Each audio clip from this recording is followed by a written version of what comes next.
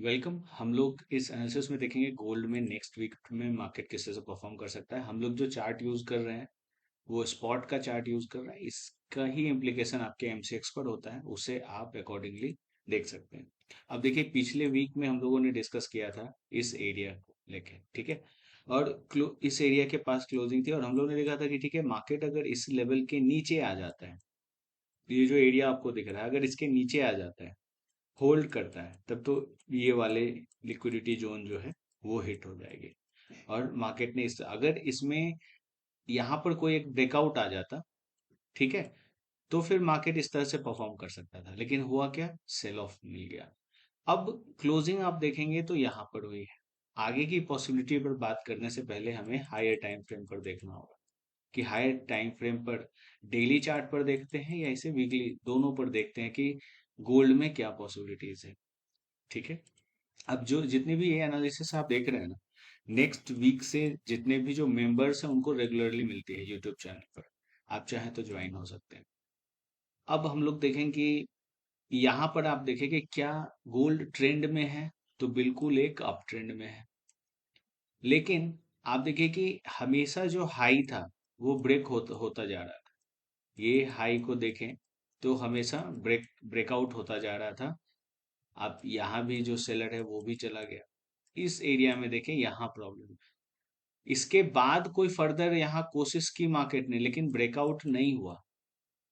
तो जब भी ट्रेंड में आप हो और एक फर्दर ब्रेकआउट नहीं होता है, उस हाई को आप टच नहीं कर पाते हैं, सेलिंग आती है, इसका मतलब कि कहीं ना कहीं अब यहाँ से मार्केट जो है वो रेंज में आने वाला, ठीक है। तो इसलिए आप देखेंगे कि इस एरिया से बाइंग हुई, रिजेक्शन मिला, इस एरिया से फिर से बाइंग दिखती है। अगर ऊपर आता है तो फिर से सेलिंग होने के चांसेस होते हैं, क्योंकि रेंज में इसी तरह मार्केट परफॉर्म करता है।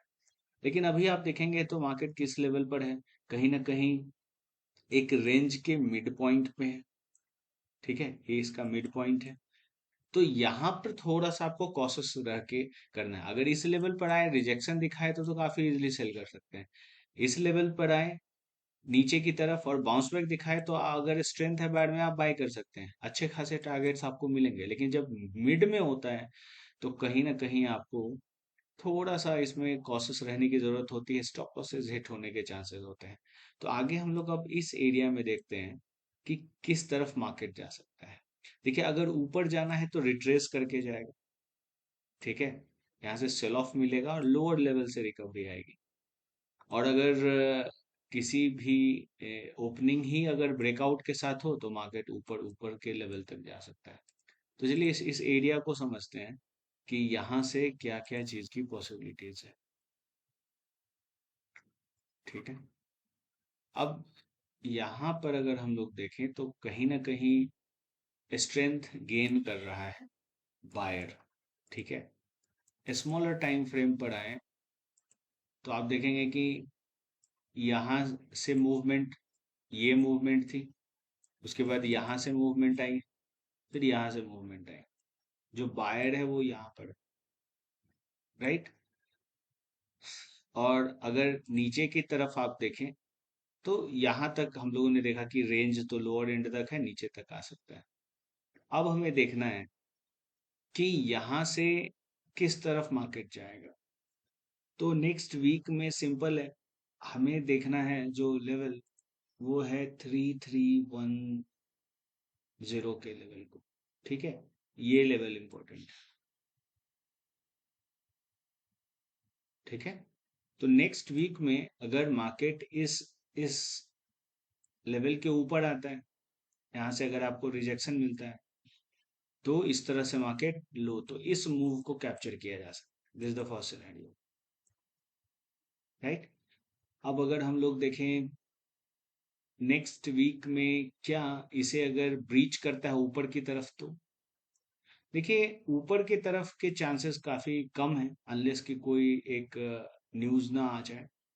क्योंकि यहाँ पर देखिए कि जो प्रेशर्स है ना, जो प्रेशर है सेलिंग का, वो माउंट होता दिख रहा है, ठीक है।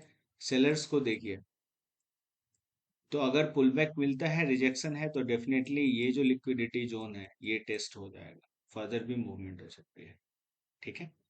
अगर आपका व्यू अपसाइड के तरफ बनता है तो यहाँ पर आपको एक्सपेक्ट करना चाहिए कि स्ट्रॉन्ग ब्रेकआउट, ठीक है।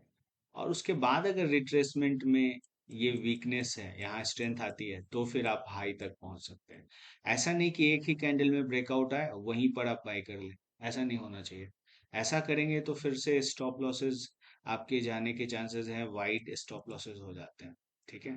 तो अपसाइड के लिए ये सिनेरियो होना जरूरी है। अगर नहीं है, वीकनेस है, तो फिर मार्केट डाउन साइड की तरफ जाएगा। फिर यहाँ से डिसाइड होगा अगर बायस में स्ट्रेंथ है तो फिर वो क्या, ठीक है।